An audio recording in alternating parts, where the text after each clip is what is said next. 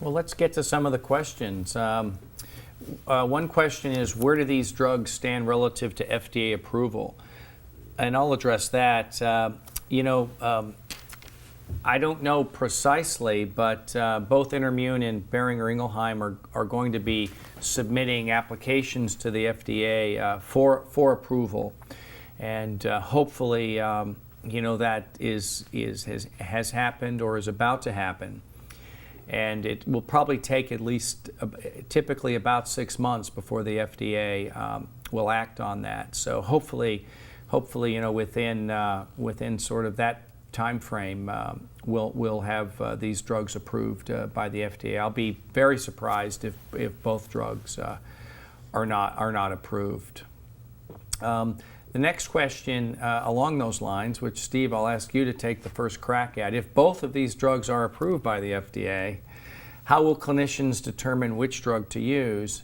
If one doesn't seem to have an effect for a particular patient, will the other be tried, and will they be used together in combination eventually? I'm glad we got that question, because if we didn't, I was going to ask you that question. Yeah. So I'll have a first crack at it. I think the good news, once again, is that we'll have choice. I think we all recognize that neither drug is the panacea and the cure for the disease. And as I've alluded to many times, we don't know if one's better than the next. I think where we're going to go very quickly is to some form of combination therapy. And we've seen that in other fields. We know that the disease is very complicated. There are multiple pathways involved. And the more pathways we can interrupt, the more likely it will be that we'll have a successful outcome and prolong the patient's disease course. So in clinical practice, I'm probably it's not going to say it in the label, we don't have data to support it, but I suspect in some of my patients I will use combination therapy. So how would I go about doing it? Well, I'll start the patient on the first drug, and I don't want to say which one because it'll vary on a patient-by-patient basis depending on the nuances of each individual case, and see how they do. Now, some folks might say, well, gosh, if I start the patient on the first drug and they stay stable and they're doing okay, maybe just leave them on that and see what happens. And if they should deteriorate, the options are to start the second drug or to switch from one to the other. In my practice, I'll be an adder rather than a subtractor. So if I do it that way, put them on one drug, and if they deteriorate, I'll probably add the second drug after that. Another way to approach it is to say, well, gosh, if one worked and both worked, then the two together are going to be additive or possibly even synergistic. We don't know that. The hope is that they won't be antagonistic, where they kind of abrogate the effects of each.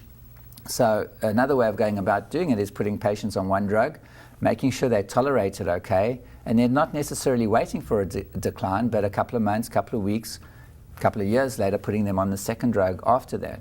Now, this might be limited by side effects as well. We don't know. Both of them have GI side effects, and we don't know if you put them on the two drugs whether they're going to be additive or not. So in my practice, I'll put the patient on one drug, make sure they tolerate it, and then make a decision together with the patient. I think this is where patient input becomes very important, especially when we don't have data. You can talk to the patient about, well, you're doing okay on the one drug, you're holding your own, should we start the second drug or not? And the patient feedback will be very important in this regard. Yeah, I think I totally agree. I mean, I was a fellow at University of Colorado National Jewish Center in 1990, and to be sitting here now with you, Steve, and contemplating which drug are we going to use in IPF. It's a nice problem to have. It's a great problem to have. But you're also right, we need eventually drugs that make people better.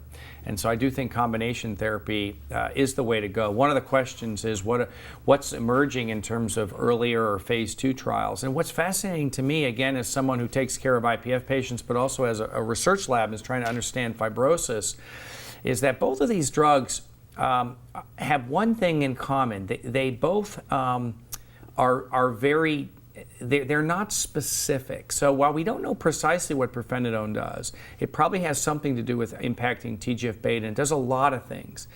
And nintedanib gets a lot of kinases. So you have these drugs that have these very broad effects, and both were effective. So that's telling us something. But I think it gives us the opportunity now with these phase 2 trials where there's very targeted therapy, getting a specific pathway that looks to be effective, at least in terms of the biology of IPF. So combining something like pirfenidone or nintedanib with a more specific target, I think really is the future of IPF, and hopefully it will stop the disease in its tracks and maybe potentially even get people better. One of the additional questions, Steve, which I'll ask you to address is, what if a patient has atrial fibrillation and is on Coumadin? Do you think they should stop the Coumadin or switch to one of the other newer anticoagulants based on the ACE trial, which you were on the DSMB for, I know, so you know that trial very well. Yeah, can I call a friend? I'll call a cardiologist to answer that one.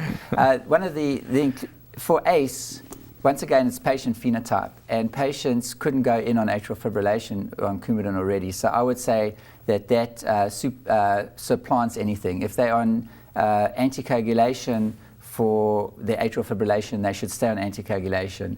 I can't get into the question. This is where I need to call a friend, a good cardiologist, to say if it should be Coumadin or one of the newer agents. But they certainly should be on something. You might say, well, gosh, if Coumadin has been shown to be harmful, then maybe this should be my prompt to look at one of the new agents for these patients. But certainly the cautionary word, I wouldn't stop the anticoagulation if they have another indication, right. Atrial fibrillation or otherwise. Right.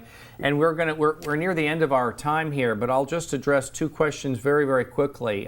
One is, what about patients with collagen vascular disease? So of course none of those patients were all excluded in these trials, but when you look at the biology of these two drugs, it's not clear to me that they wouldn't be effective in other fibrotic lung diseases, but it would be nice to do clinical trials in those. And finally, does Panther seal the fate for NAC?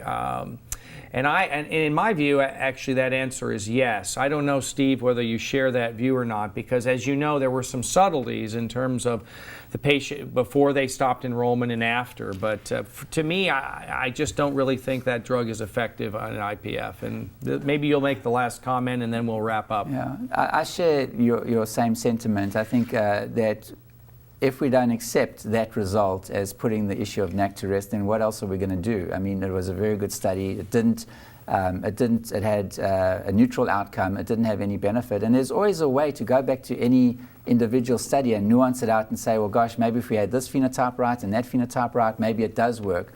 And you can answer away any negative study on that basis, but I think we've got to accept the study results and move on. Otherwise, we'd still be going back and saying, well, gosh, I think gamma interferon works in 20% of the patients. We could have the same argument there. So I think, in my mind, it also lays it to rest.